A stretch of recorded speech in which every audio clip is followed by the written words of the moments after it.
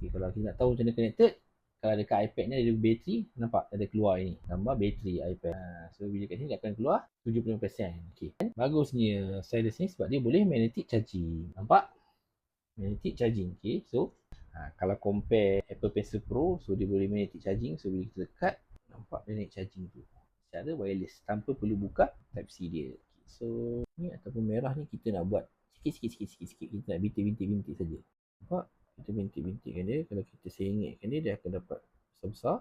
Nampak? Daripada kita nak try, kita nampak halus. Dan kalau kita tukar warna, kita ambil color biru cair ni, kita tebalkan dia. Nampak?